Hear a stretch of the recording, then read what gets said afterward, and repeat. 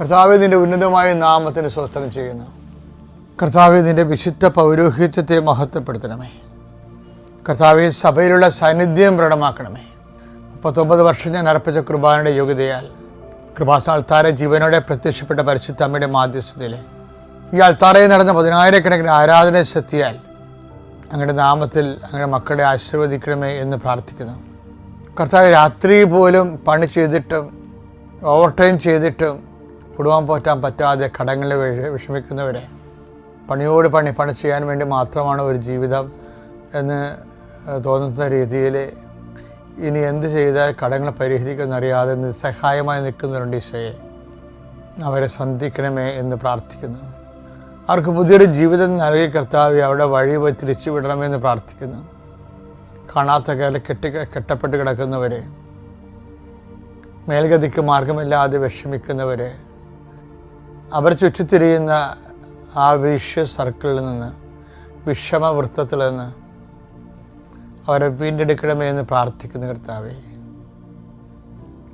തങ്ങളുടെ ജീവിതം അവസാനിച്ചു പോയെന്ന് ചിന്തിച്ചുകൊണ്ട്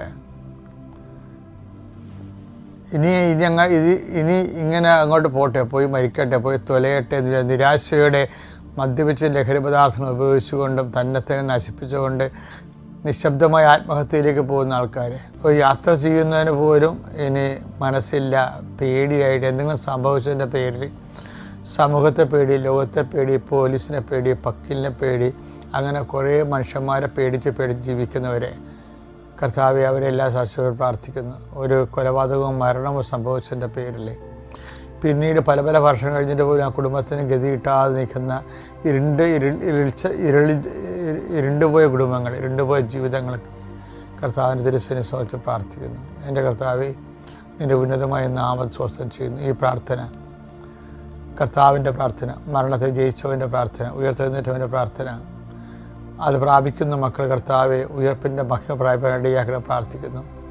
ജീവിതമാർഗ്ഗം മുട്ടിപ്പോയവരെ, ജീവിതമാർഗ്ഗം എന്തെന്നറിയാത്തവർ, പഠനം മുട്ടിപ്പോയവർ, എന്ത് പഠിക്കണമെന്നറിയാത്തവർ, എവിടെ അഡ്മിഷൻ കിട്ടുമെന്ന് അറിയാത്തവർ, അഡ്മിഷൻ കിട്ടാതെ വിഷമിക്കുന്നവരെ സമർപ്പിച്ച് പ്രാർത്ഥിക്കുന്നു. എൻ്റെ കർത്താവെ, നിൻ്റെ ഉന്നതമായ നാമത്തിൽ സഭയുടെ അധികാരത്തെ കുശിൻ്റെ അടയാളത്തിൽ ദൈവത്തിൻ്റെ ശക്തിയാൽ നീ ഈശോയുടെ നാമത്തിൽ വീണ്ടെടുക്കപ്പെടട്ടെ.